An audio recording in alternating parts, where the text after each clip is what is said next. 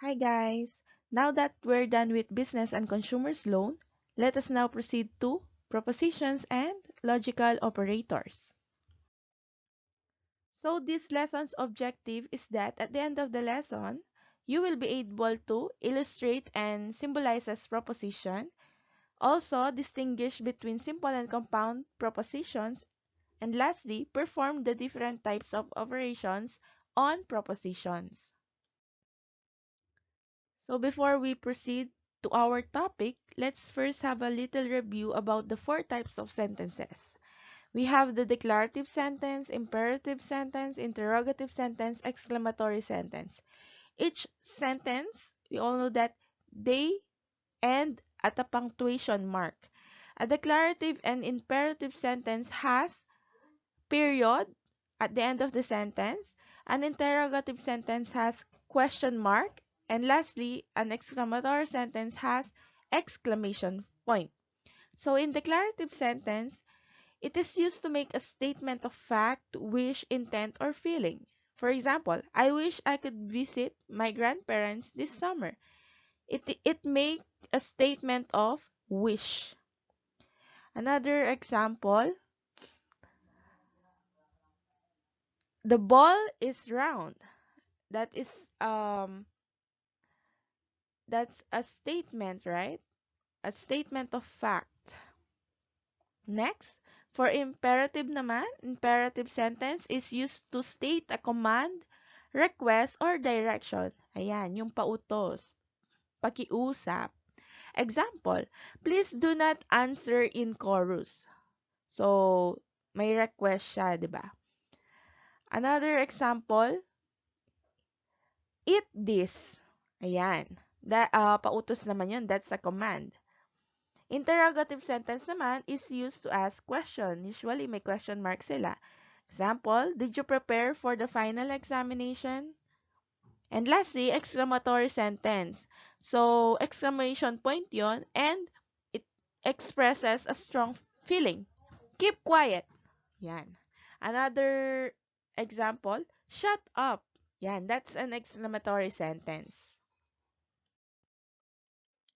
So, the math behind Sudoku. In this 4 by 4 Sudoku, what do you think is the number that will be written in the square with the question mark? Ayan, yung nilagay ko na question mark. Did you guess 1 or 2? So, 1 or 2 siya. I know you have a reasoning behind that. So, it's because yung nandito sa number na to and dito is already 3 and 4. So, what's missing is 1 and 2. It's either here or here. So, what do you think is the number? It's either here or here. So, what do you think is the number here? You might say that the number there is 2 because there is 1 here. And, of course, syempre, automatic na sasabihin nyo, 1 na yung dito sa isang question mark because meron na tayong 2 sa kabila. So, to come up with the correct answer, did you know that we need to apply the concepts of logic? So, that's the math behind Sudoku. Logic. The lesson logic. So, what is a proposition? A proposition is a declarative sentence that can be classified as true or false, but not both. So, a proposition, you will know if a statement is a proposition if it is a declarative sentence and that declarative sentence uh, can be answered by true or false, pero hindi both true and false or neither. It's either only, either true or false. And um, as I've said a while ago, a declarative sentence is a statement of fact, opinion, intent, or feeling. Let's have an example. The earth is flat. So the first question there, in order to know if the statement is a proposition or not. The first qualification is that it is a declarative sentence. The earth is flat. Is it a declarative sentence? Yes. Can you answer it by true or false? Also, yes. What's the answer? Is it true or false? Is the earth flat? Of course, it is false because the actual shape of the earth is oblate spheroid. Another example, the COVID-19 is an infectious disease caused by the coronavirus.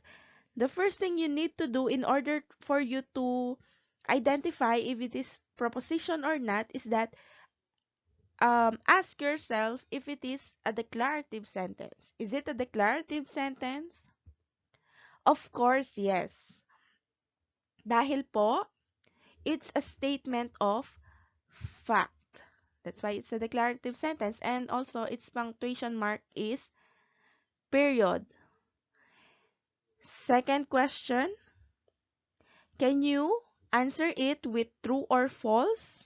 Of course, yes. And the answer is true. Therefore, this statement is a proposition. Now, let's have a short activity. Determine if the given sentence is a proposition or not. Number 1.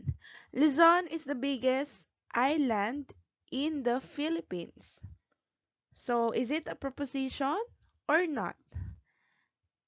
First thing you ask yourself is the statement a declarative sentence? Of course, yes. Is it answerable by true or false? Of course, again, yes. Is Luzon the biggest island in the Philippines? The answer is true. So you can answer it with true or false. Therefore, this statement is a proposition. Number 2, find a number which divides 50. Is it a proposition or not? Is it a declarative sentence? The answer is no. What kind of sentence is it? The answer is it is an imperative sentence because it states a command. Sabi dito, find a number. It's not stating a fact or whatsoever, no? It is stating a command. Therefore, it is an imperative sentence. If it is not a declarative sentence, therefore, automatically, it is not a proposition. Number 3, 2x equals 1. So, may math na siya, no? 2x equals 1. Is it a declarative sentence? First thing we need to do is to translate this mathematical equation into words. What is the translation of this? That is 2 times x is equal to 1.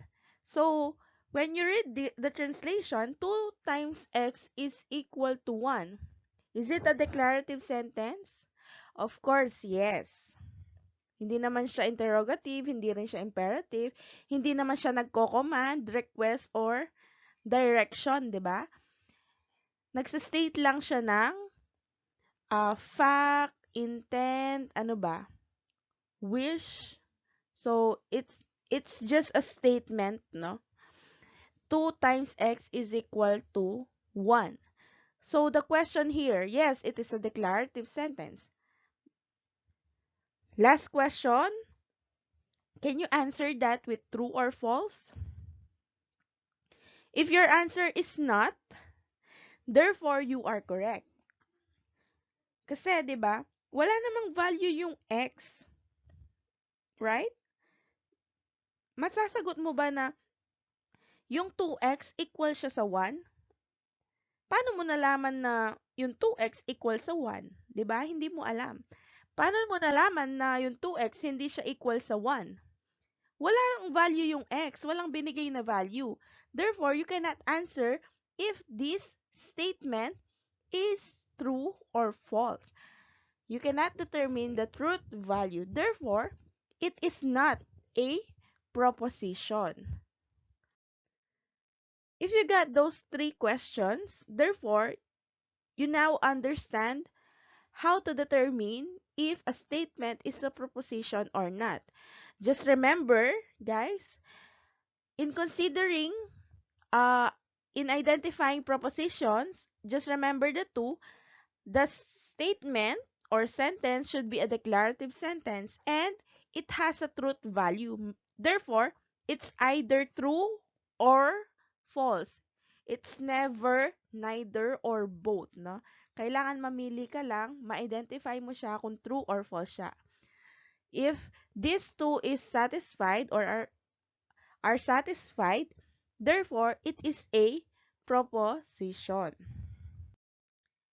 Now that we already know how to identify a statement, if it is a proposition or not, let's have the two types of proposition naman. So we have the simple proposition and the compound proposition. So what are the difference between the two? Simple lang po. In simple proposition, it does not contain a connecting word. What are the connecting word in English? Those are the conjunction. So what are conjunctions? Yung or, and, if then, if and only if. Those are the connecting words. So, let's have a simple proposition example. So, sabi sa simple proposition, wala siyang connecting words. Number one example, my mother cooked my lunch. Meron ba siyang connecting words? Wala. So, before that, let's first identify if it is a proposition or not, no? My mother cooked my lunch. It's a declarative sentence. Yes. Can you answer it with true or false? Yes, also. Therefore, this is a proposition. But, what kind of proposition is it? Is it a simple or compound? Of course, it is under simple because it has no connecting words. Number two, Jupiter is the largest planet in the solar system. Again, it's a proposition. It's a declarative. At the same time, you can answer it with true or false. But, does it have a connecting words or word? None. Wala siyang connecting word. Therefore, it's under simple proposition. Ito naman yung kinaibahan ng compound proposition sa simple proposition. Yung compound proposition naman, meron siyang logical connectors or the connecting words. And yung proposition naman that makes up the statement are called simple components. Example of logical connectors, sabi ko nga kanina, not, and, or, if, then, if, and only if. So, yung P and Q, ma'am, ano po yung P and Q dito? These are just symbols representing a proposition. Na? These are just symbols representing a proposition. Ma'am, pwede po ba mag-iba yung letter? Of course, yes. They are, again, no, they are just symbols that represents a proposition. Just like in variables, variable x, y, and z are just variables or representations representing a certain number. So let's have an example in compound proposition. I will study later or I will go shopping. Does it have a connecting word? Of course, yes.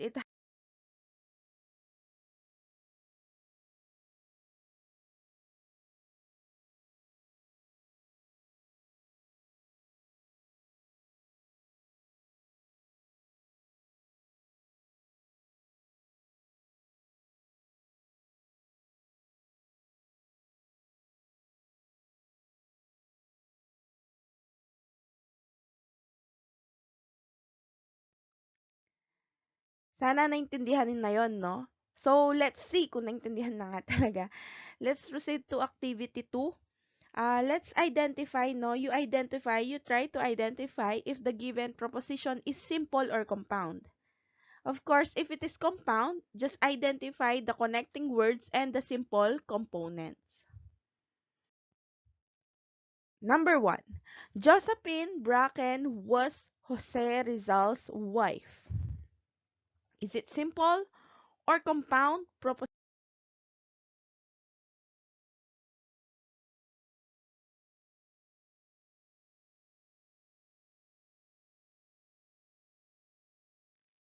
Next, we can have a good president if you will vote wisely. Is it simple or compound?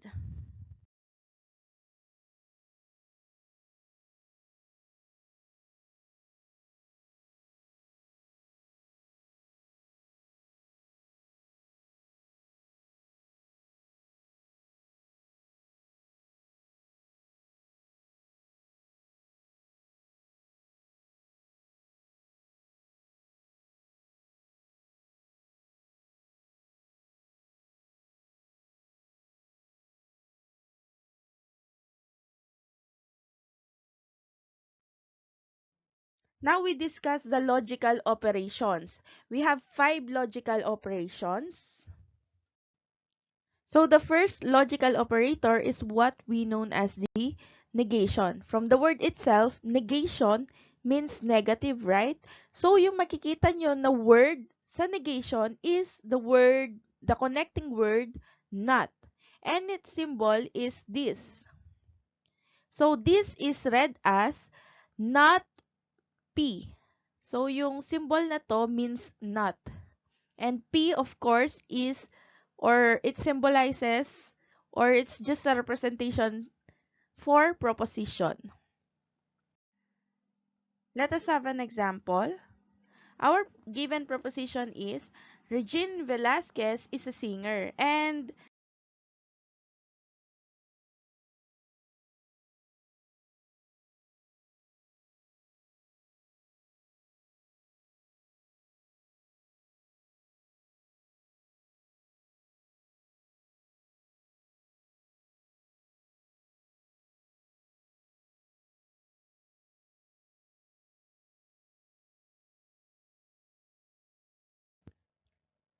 so the second logical operator is what we known as the conjunction naman. And sa conjunction, yung makikita nating word is the word and. Yung connecting word natin is and its symbol is this, yung pakup. So, let P and Q be a proposition, and this is read as P and Q. So let us have this example. The given propositions are, the first one, I will visit my grandmother, and the second proposition T, I will hug her. So the conjunction there, or the statement, will be, I will visit my grandmother and I will hug her. So in symbol, that is S cup T, or this is read as S and T. The third logical operator is the disjunction. Yung word naman na makikita natin doon is yung word na or. Yung symbol naman niya is inverted cup, which is parang letter V. So this is read as P or Q, wherein P and Q are both proposition. Let us have an example. Given the two proposition R and D, the first one is Mary will pass the exam. Second, Mary will retake the subject. So the disjunction of that will be Mary will pass the exam or she will retake the subject. Kung mapapansin nyo, napalitan ng pronoun yung word na or yung name na Mary. Parang nagko-construct ka lang ng sentence sa English. Kapag ka dumoble na yung name nila, usually, pinapalitan na natin sila ng pronoun. Kaya napalitan to ng word na she. This is a pronoun for describing a girl or female. So, its symbol naman will be R, V, D, which is read as R or D. For conditional naman, makikita natin yung connecting word na if-then. And the symbol of if-then is arrow, pointing to the right. So, P, arrow, Q. And that is read as if P, then Q. So, let's have an example. The given propositions are, you will study hard and you will get high grades. And take note pala guys na sa symbol for proposition natin, kung nakasulat is big letter, dapat isulat nyo siya.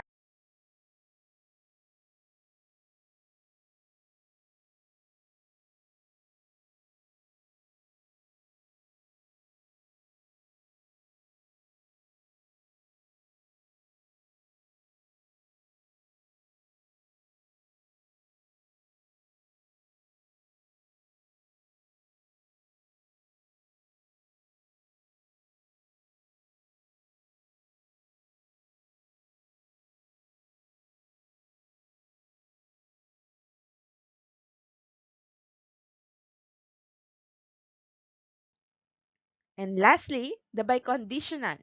Yung biconditional naman, yung conjunction niya or connecting word is the word if and only if. And its symbol is this. So, kapag binasa nyo yan, P, if and only if, Q. So, for the given propositions, so pwede naman silang capital letter pareho, no? So, the first proposition, a shape is a triangle. Second, a shape has three sides. And its biconditional is a shape.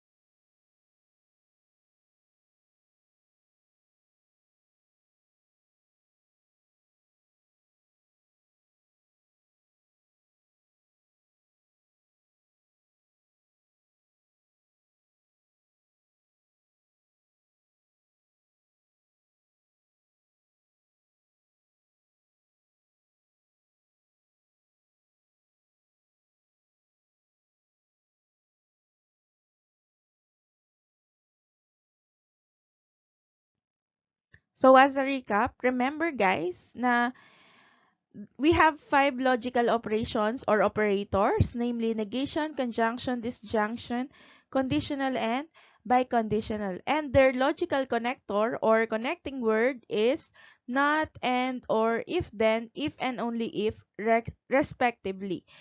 And these are the symbols naman. So, sa negation, ganito yung symbol. Sa conjunction naman, yung pakap. Sa disjunction, parang letter V. Sa conditional, arrow. Sa biconditional, parang double arrow siya na nakapoint sa both left and right. Tandaan nyo lang yung mga connector and their corresponding symbol and logical operator. So now let's have our last activity. Let's determine the logical operation used in the given compound proposition. Number 1. Perpendicular lines are intersecting lines and they form right angles. What do you think is the logical connector there? Or the logical operator?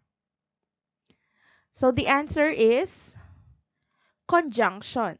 Because of the logical connector and in its symbol is this. So if you got it right, very good. Number 2, I will study later or I will play games. What do you think is the logical operator?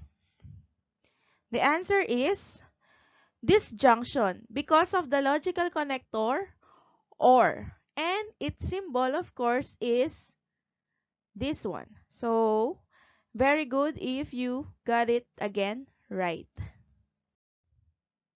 The third one, if today is sunny, then we will have our picnic. What is the logical connector? If, then. And if the connector is if, then, therefore our logical operator is conditional.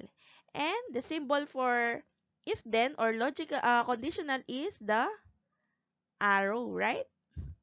Arrow pointing to the Right. How about this? F of x equals 3x raised to 2 is not a linear function. What do you think is the connector there? Or yes, connector.